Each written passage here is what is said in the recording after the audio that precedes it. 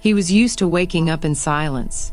A huge apartment in the city center, panoramic windows, expensive furniture. All of it had long stopped bringing him joy. Money surrounded him like solid armor, a shield behind which it was convenient to hide from people and from feelings. He believed that if you had capital, you didn't need closeness.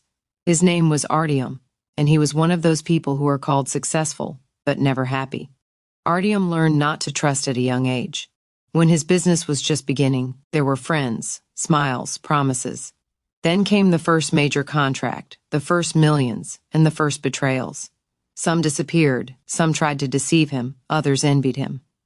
Since then, he had drawn a simple conclusion. Money is more reliable than people. It doesn't betray. It doesn't leave. It doesn't ask for love.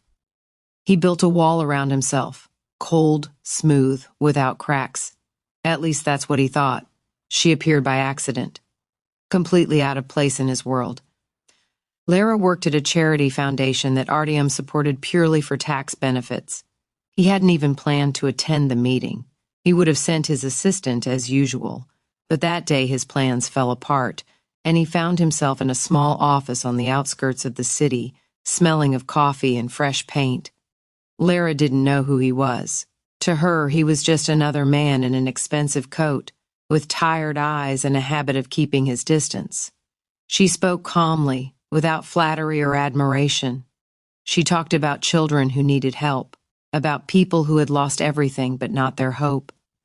Artyom listened and, for the first time in a long while, noticed a strange feeling.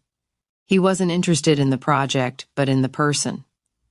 He started coming more often, at first under the pretext of reports later, just because.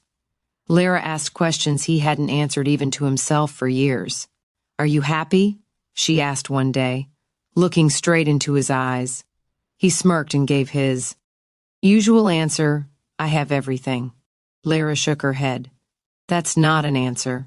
With her, it was impossible to play a role. She didn't ask for gifts, didn't admire cars, didn't care about his status. When he once invited her to an expensive restaurant, she refused and suggested a walk along the river embankment instead.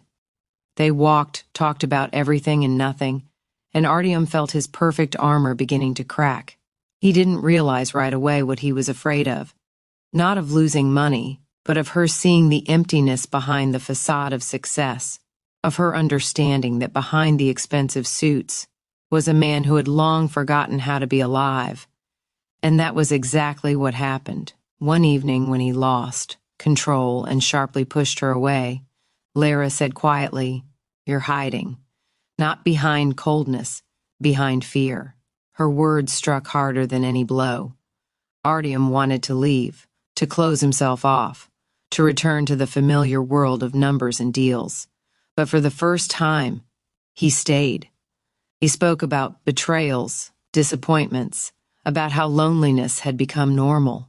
Lara listened silently, without interrupting, and then she simply hugged him, without pity, without conditions. He didn't change overnight. The money didn't disappear, the business didn't collapse, but something inside him shifted. He began to notice people, hear intonations, feel emotions. He understood that real value isn't in the numbers on a bank account, but in someone who sees the real you and doesn't turn away. One day Lara said, "You're not hiding anymore." Artyom smiled, for the first time sincerely. He was still a wealthy man, but he no longer hid behind money. Because one woman had seen his true self and taught him not to be afraid of being who he really was.